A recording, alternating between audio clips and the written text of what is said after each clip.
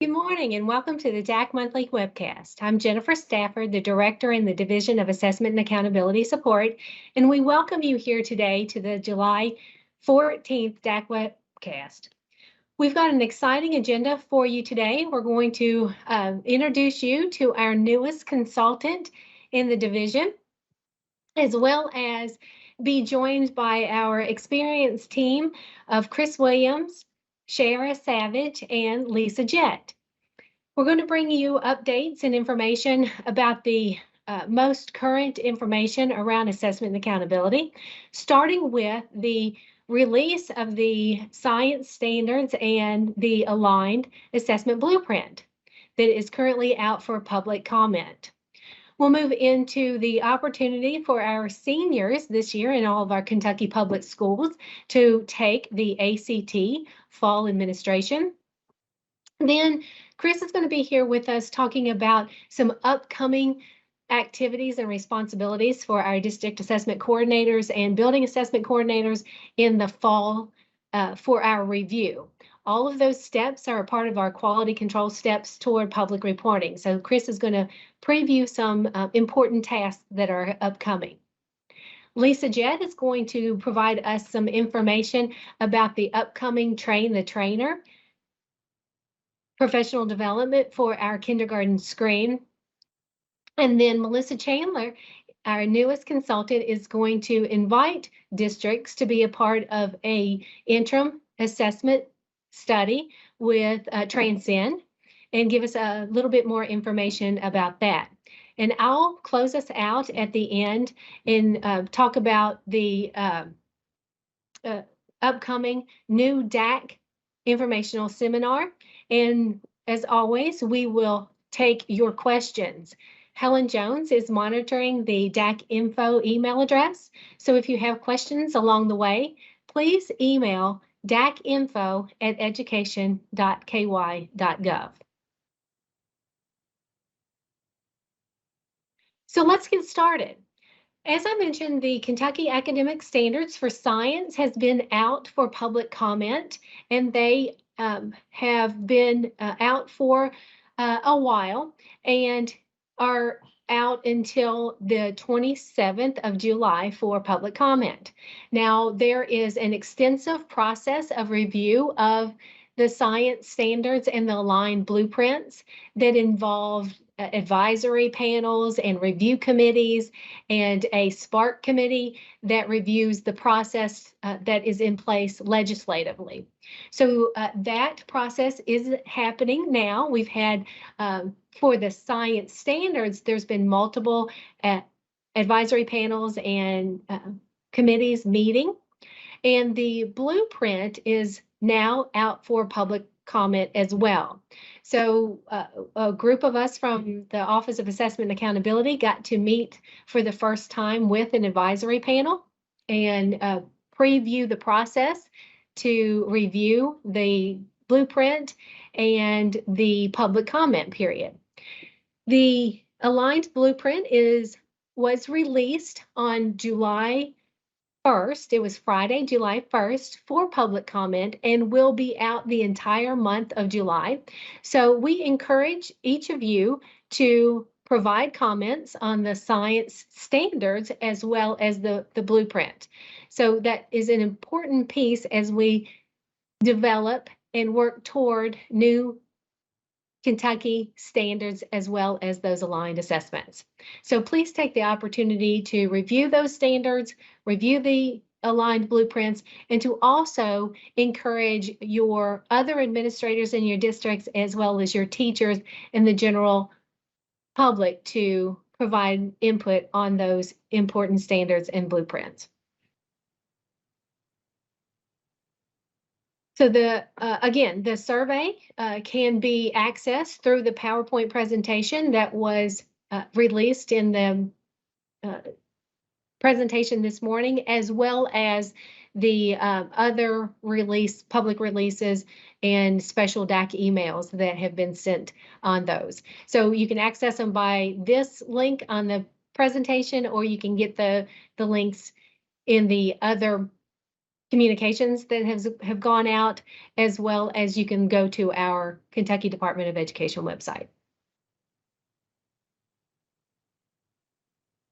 That leads us to the next topic of the ACT Fall 2022 Administration Update. And I see Miss Shara has come online, and she's going to give you some important updates about the opportunity for our seniors to get to take the ACT. Well, good morning, everyone. Thank you for joining us and taking time out of your busy summer to receive our updates. So let's dive right in. So as we have announced back in May, all Kentucky public school seniors will have the opportunity to take the ACT this fall. And this exciting optional opportunity for all of those Kentucky public seniors, it's not mandatory. So, if they choose to take it, that's great.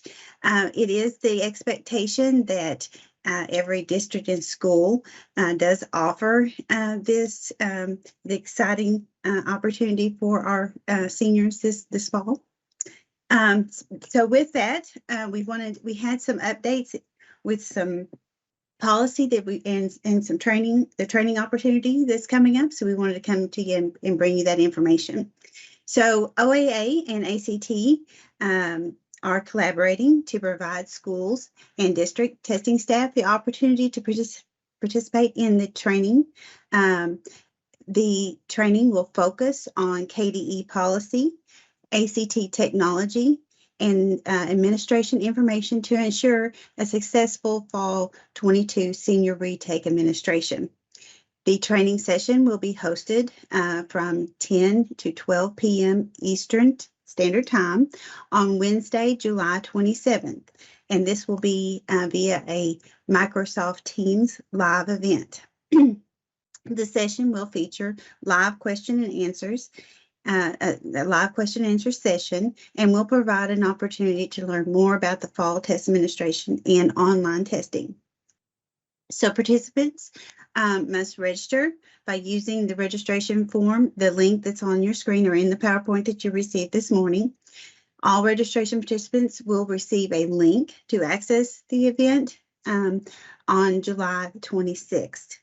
Please share this invitation with the appropriate school and district staff and technical staff. The session will be recorded and posted to the ACT hosted website in early August. In addition to this training, the test administration, the accommodations training webinars, and resources will be available on the ACT hosted website later this summer. Additional information regarding the training will be communicated in upcoming DAC emails. But in the meantime, as always, if you have any questions, please send me an email or give me a call. And so just as a reminder, I wanted to remind you that the test window 1 will begin the online standard and accommodations exams that will begin on October the 4th through the 6th, and then October 11th through the 13th. Then the paper accommodations administration, which is limited to special circumstances, that will begin on October 4th, lasting through the 14th of October. And test window 2 begins with online, and that begins October 18th. Runs through the 20th, and October 25th through the 27th. And again, that limited paper runs through October 18th through the 28th. So last year we had a lot of conversations and a lot of things that went on about the parental consent. We wanted to get this out to you early. So OAA worked, as you may remember, OAA worked with the U.S. Department of Education to ensure that that Kentucky school districts were fully compliant with the federal privacy laws concerning non-test information provided to third parties, and were administering the Kentucky State Administration of the ACT to juniors and seniors this upcoming year. So parental consent forms is required for all students under the age of 18 for each administration. Students who had consented in the spring of 22 as juniors will need to have parental consent if they're still under the age of 18 this fall. They will need to have consent again in order to participate in the Educational Opportunity Service or EOS system. Additionally, as preparations are made for back to school packets, please include the parental consent form and the parent letter for all juniors who will be under the age of 18 during this spring 23 junior ACT administration. So again, with each ACT administration, all DACs are responsible for recording those students in their district who are under the age of 18 and do not have parental consent to opt into the ACT's EOS or select score recipients. This will be done again by choosing a response to the state use question in ACT's Pearson Access Nest or PAN. Parental consent must be obtained again for each administration, and it does not transfer over from any administration, including this past spring. So we really want to make that point is if they had it in the spring, it doesn't transfer to the fall. And so as a reminder from the spring, the non-test activity for examinees is completed in the MyICT website, and regardless of test mode, whether it be paper or online, they still will create that MyICT account and complete those activities in there. Students with consent can complete the non-test activities from their homes. However, it is the expectation of KDE that at least one support session is held for students with consent prior to testing. If for unforeseen circumstances prevent from a student from completing the non-test activities before testing, it can be done on an emergency basis only in the 2 days after testing. The day of testing should never be utilized for the MyICT support session. And separately, students, testing staff will need to hold a support session for students without consent for the non-test instruction forms. Students without consent should be guided through the non-test portion of the test at school. If the school guides all students through the non-test portion of the test, KDE recommends that students under the age of 18 and without consent complete the non-test portion of the exam at a different time and or location than the students who have consent. Separating those two cohorts will help test administrators confirm that the students are not completing specific sections of the non-test activity, which impacts the EOS opt-in and score reports provided to third parties. So we've talked a lot about that parental consent form and guidance. So we have prepared this year. We've got it out early. We're getting it out early to you. So here are those resources that I referred to. So you have your parental consent form. You have the parental consent guidance document. And then new this year, we created a parental consent parent letter to help explain to parents what this is and how to get it completed for their children. So I will stop there. And if I don't have any questions, we can turn it over to Chris. Well, Cheryl, we do have at least one question for you. The question is, can you repeat the dates for the fall administration? Sure. Those dates for the fall, the first testing window begins on October the 4th. So the online, it runs, remember Tuesday, Wednesday, Thursday. So it will be the 4th, 5th, and 6th, 11th, 12th, and 13th. So that's test window 1. And then test window 2 begins on October the 18th. So 18th, 19th, and 20th.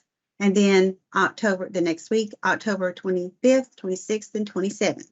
That's your online testing dates. All right. Any other questions, Helen? Those are all the questions we have at this time. Great. All right. And yes, the dates for the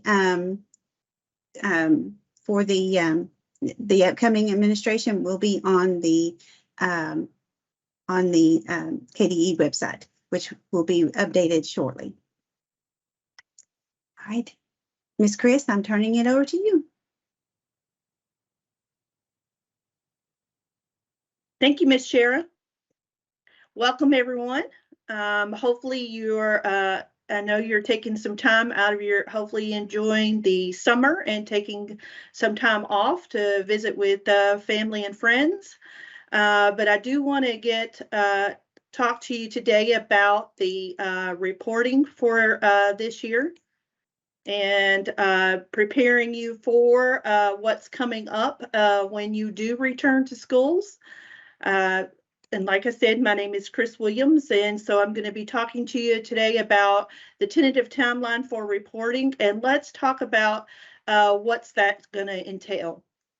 We're going to start out the school year with data review in SDRR. That window will happen August 11th through the 19th. It will close on the 19th at noon for any new tickets that you have. And just want to kind of give you some background about that is that, if you're new to the district as a DAC or a BAC, what we have is that you first want to make sure that you have access to SDRR, which is our Student Data Review and Reporting application. And your WAPOC, which is your Web Applications Point of Contact in your district, is the one who would give you those particular rights to SDRR. And once you get those rights to SDRR, then you're going to be able to begin your work. You'll have a username and password, be able to log into it and be able to start that work. And what it is, it's going to give you one last opportunity to be able to look at your demographic data.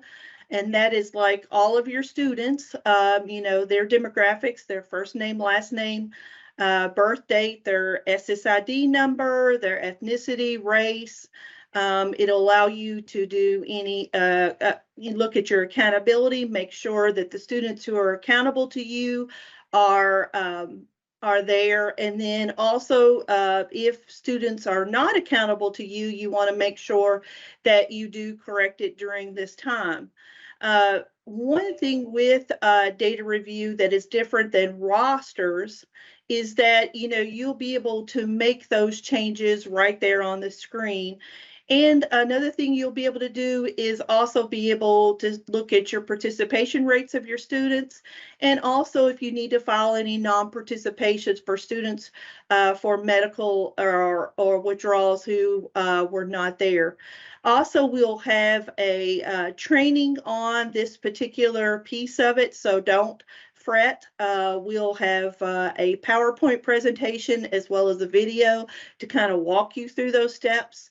And even in SDRR, there will be steps for you to kind of help you walk you through these particular points of what you're supposed to be doing at this particular time. I do want to let you know that, we did close rosters back for spring rosters back in June. June 15th was our last day that we had opened the rosters, but remember that you can still, if you forgot to print those out, you can still go into the application. You can't make any changes, but you can still be able to go in and print out your rosters from the spring. So if you're a new DAC, you want to make sure that you have all of this. And even if you're an experienced DAC, you want to make sure that you have all of your rosters, printed out to be able to look at that information. Make sure that that information did, any tickets that you submitted for accountability or any withdrawals or anything with medical, that those are showing up when the data review opens in SDRR, because that's going to be an important piece. And then we're going to move in and like I said, during this data review process, that happens August 11th through the 19th, this will be the last time that you will be able to make individual student changes to your students before it is publicly reported. And then we'll move to the next part. We move into our quality control review, and this is for our DACs. It is tentatively scheduled. All of these dates are tentatively scheduled because it could change, but just want to let you know that you should be looking for quality control review to open on the 22nd of September. When that opens, there will be, information that will be sent out in a Monday DAC email, just like data review. It'll have it'll have, we'll have a entry in there about what to do, how to log into it, and be able to get to your spreadsheets, because you'll have to have, access to your secure, web application, and you want to make sure that your WAPOC has given you access to all of that. And then you'll be able to get to spreadsheets, be able to look at spreadsheets of your data. It'll have all of your information, as well as just kind of like what data review had. In data review, you'll be able to make the changes. In quality control, you'll be reviewing the spreadsheets and also being able to log into that application's login, KD login, and then also you'll be wanting to look at there will be a Google form that we will have linked into the communication. Also, there will be non-disclosure forms that you'll have to fill out prior to coming to quality control review day, that you'll want,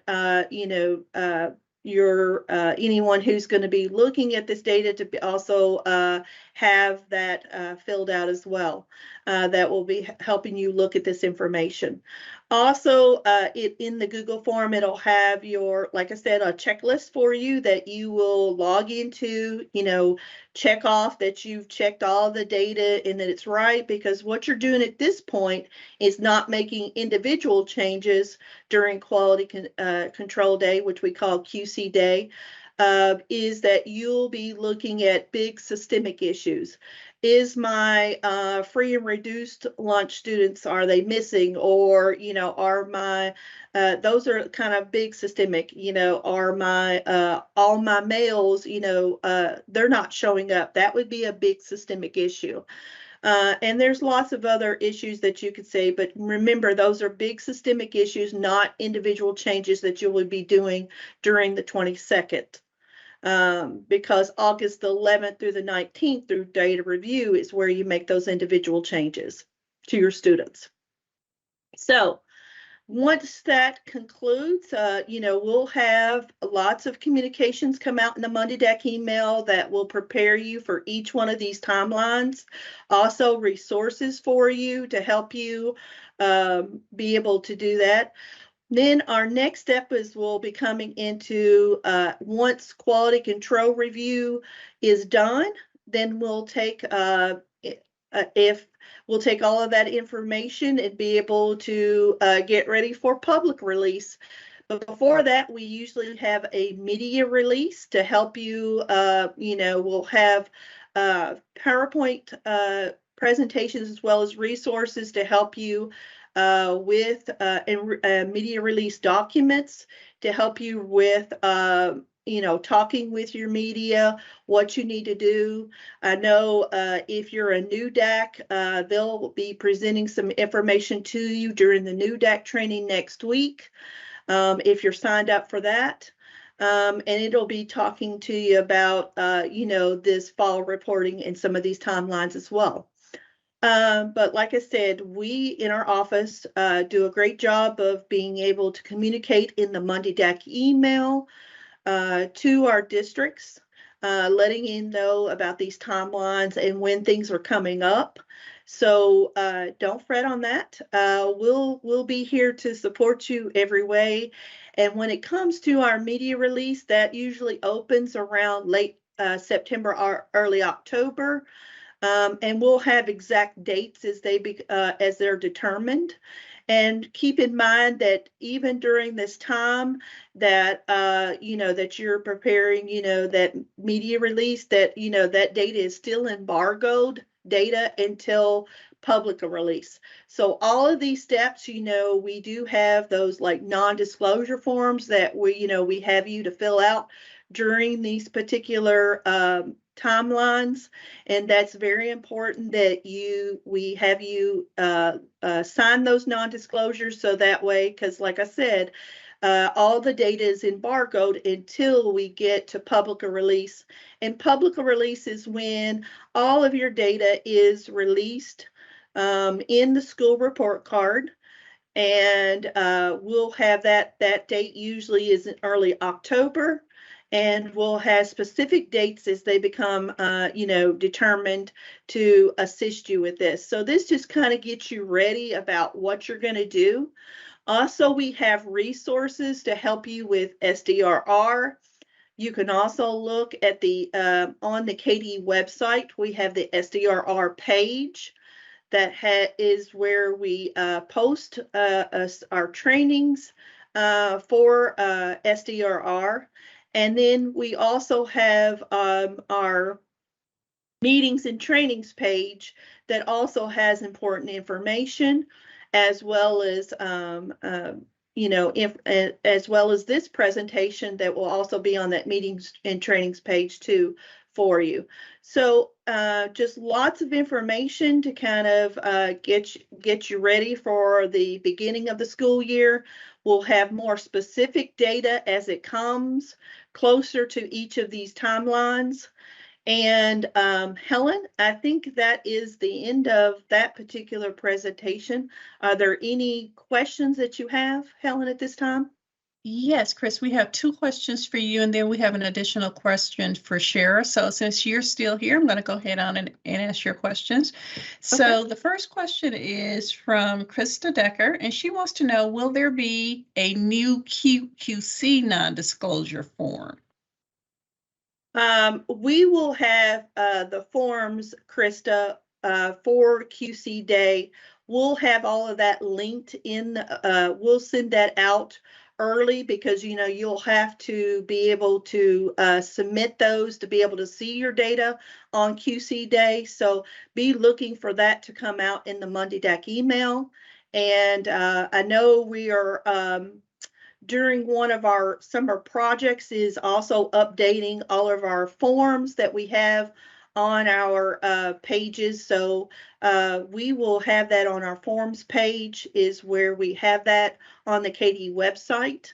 And so we'll be updating those forms and getting those ready for you, as well as sending out the link to those specific forms. So you'll be prepared, Krista, and others when it comes to QC Day. Okay. And the next question is from Lynn Beavers. And Lynn wants to know, in the past, we've received student level data in August for instructional purposes. Will that be happening this year? Hey, Lynn, that is, you're probably talking about Pearson data.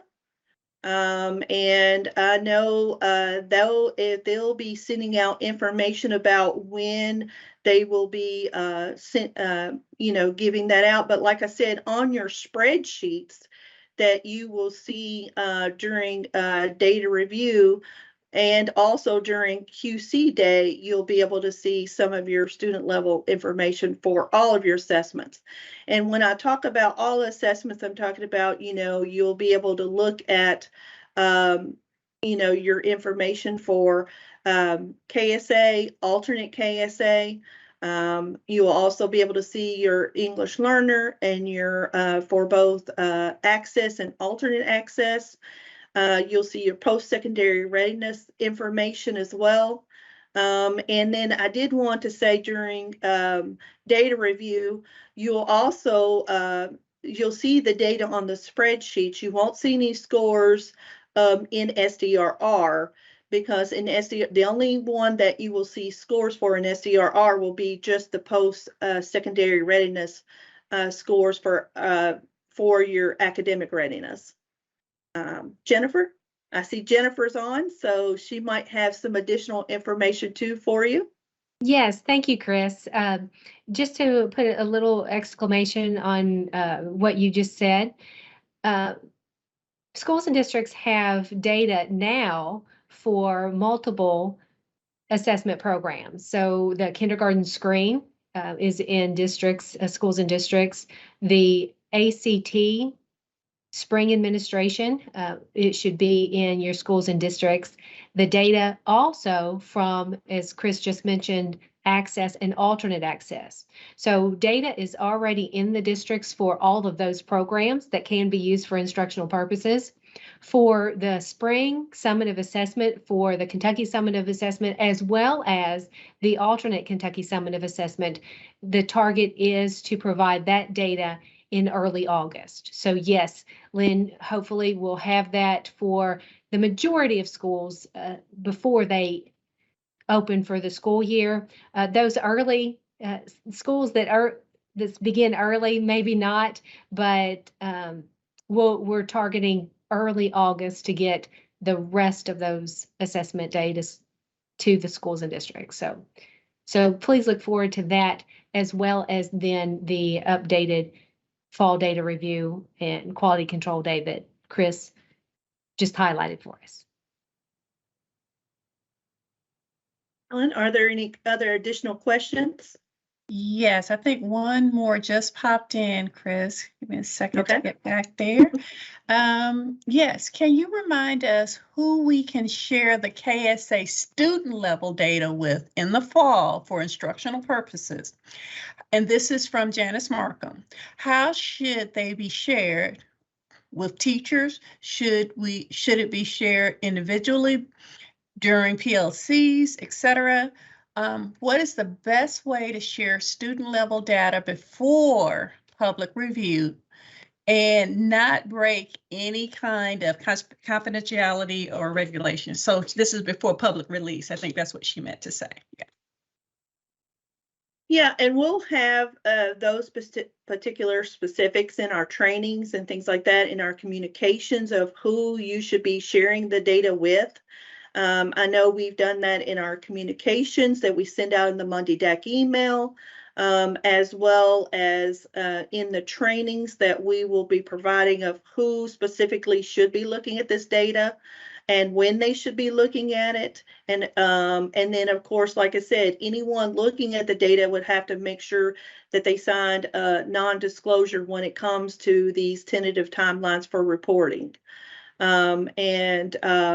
If you're talking about, data that's already, we do have, like I said, Jennifer's talked about the other data that is for instructional purposes that should be specifically to those teachers and things that are needing that information for their students preparing for the next school, for the upcoming school year. So, like I said, those are good questions, and I have loved each one of those. And like I said, we'll have more specifics for you as we get closer to each one of these particular timelines for you.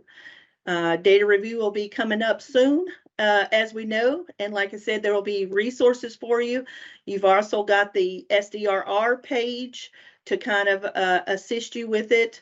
You've also got, when you get logged into SDRR, there's the I Need Help button that will also give you important information to assist you with data review, as well as some of the tasks around data review. There are lots of documents, that tell you how to add a student, how to delete a student, some of the functionalities.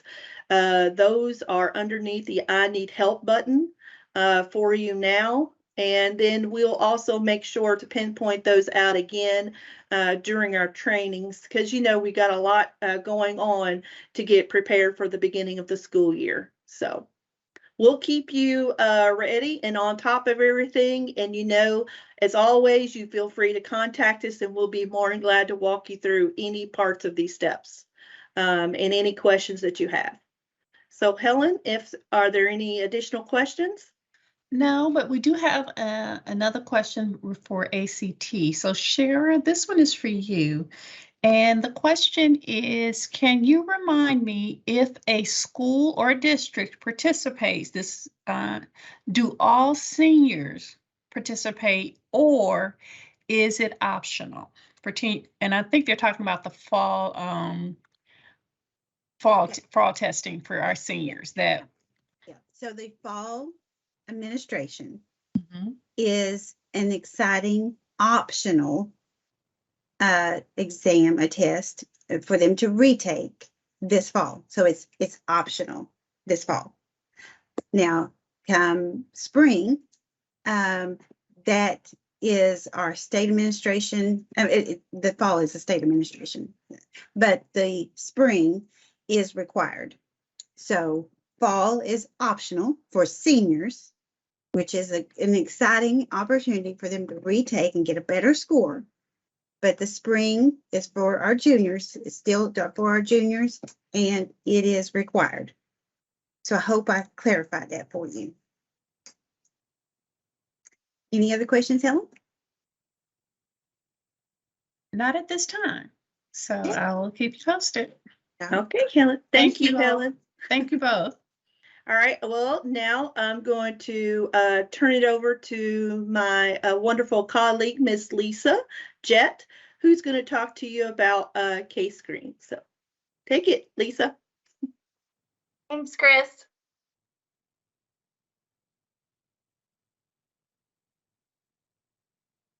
My name is Lisa Jett. I'm going to give you some updates and reminders about the brigand's training of trainers. This summer training of trainers session will be held July 22nd from 9 to 2 p.m. Eastern. This training is a 6-hour virtual training session required for anyone who will train others in the district to implement the case screen. This training is only required once for new trainers. Registration will remain open until 5 p.m. Eastern on July 19th.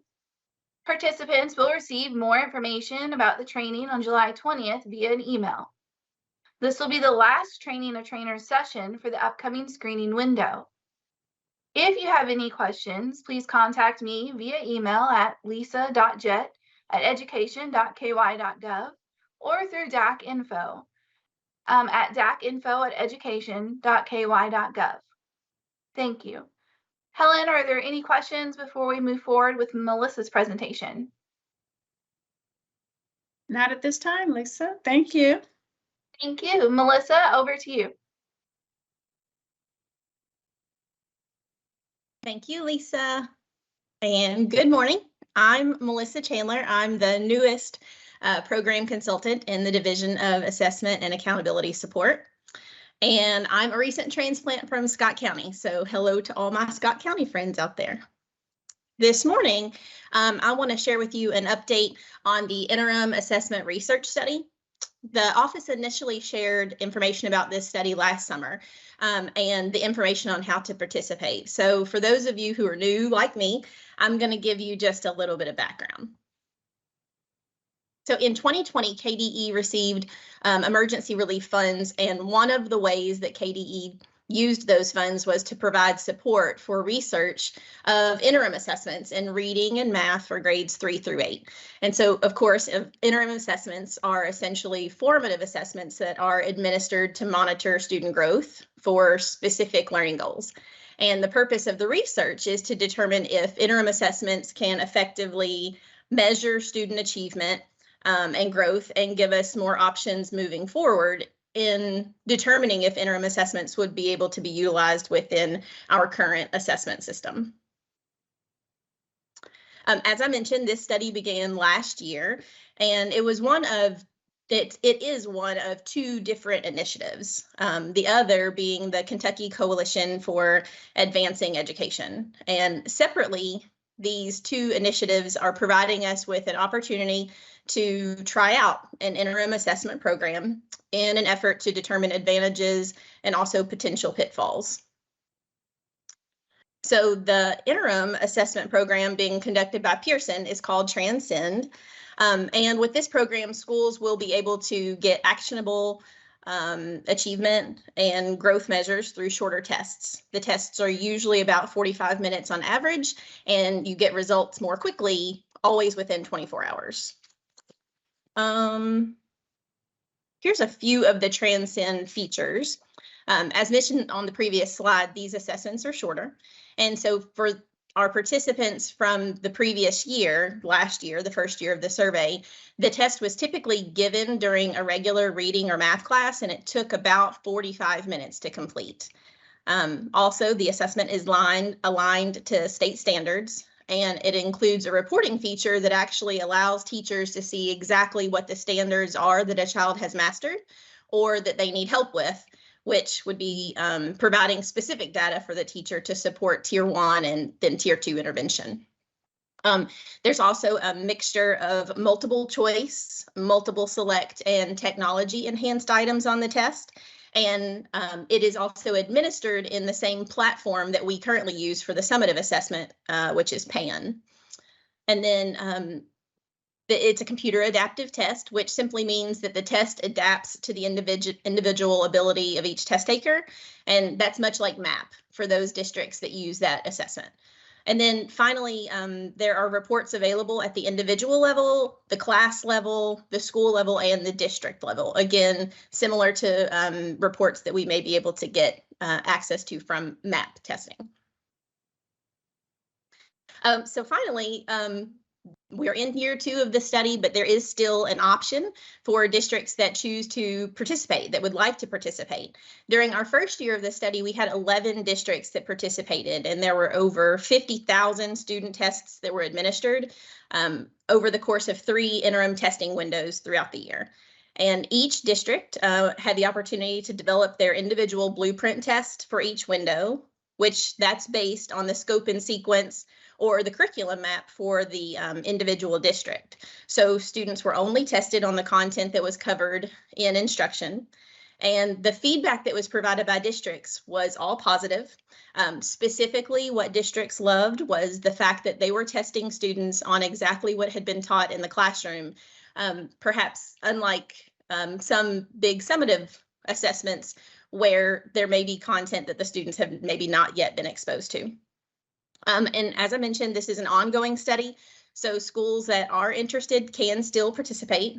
There is a cost associated with participation, but that is split equally between the district and KDE.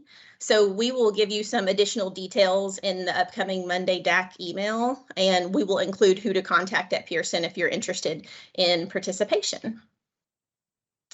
That's it for me. Helen, did we have anybody with questions that I could attempt to answer?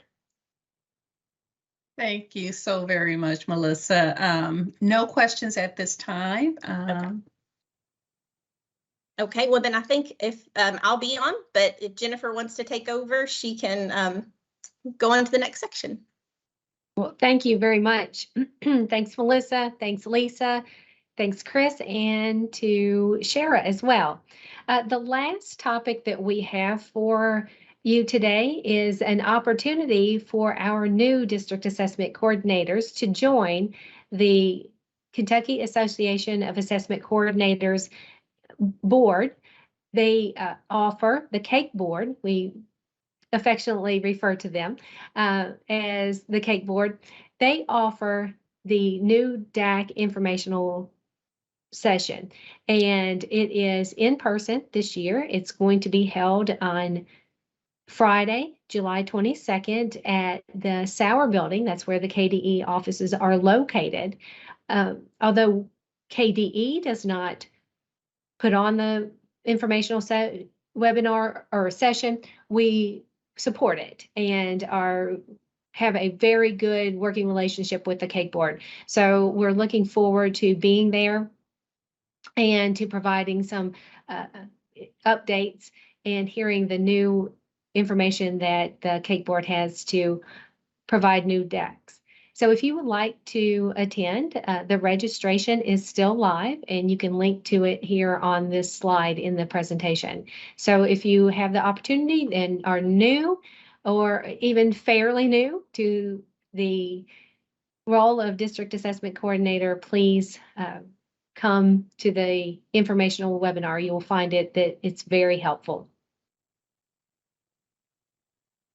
Let me pause there. Helen, are there any final questions that we have that's come in across all of our topics?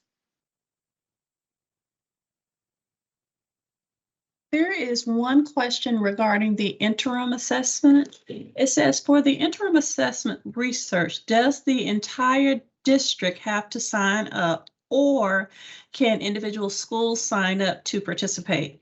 It sounds like individual schools can sign up, but wanted to clarify, and this is from Janice Markham. Right. And so it is, again, I'm fairly new at this, but it is under my assumption that we've had 11 districts participate, but those are individual schools within the district. So it doesn't have to be an entire district that participates. It can be individual schools, and I believe even subgroups of students within those schools. And Jennifer, you may be able to provide clarity on that, but I believe it's even subgroups within schools that could participate. That's right. Melissa, you've hit it very well. That it is the district's level of involvement that they desire. So if you want one school, all schools, a certain class within the school, it's up to the level of interest and involvement that the school and district wants to be involved in this study. So if you're interested, I would look for the details coming in an upcoming DAC email from the Pearson product and the product team, and it will have information. Even if you are just slightly interested, you may want to give them a call and talk with them about the level of engagement that you would like to be.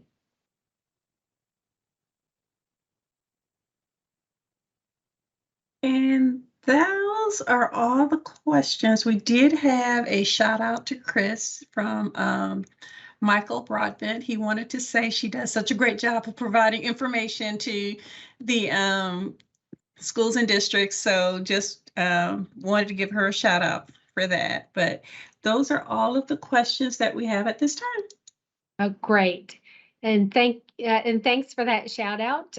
We have wonderful, wonderful experience consultants in our division, and Chris being one of them. So appreciate everyone's attention today. Appreciate Helen, you taking our questions, and Shara, Lisa, Chris, and welcome to Melissa for her first DAC Webcast. So wonderful.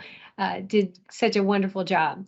Our next DAC Webcast is scheduled for August 11th. And as Chris noted earlier, that's the opening of SDRR.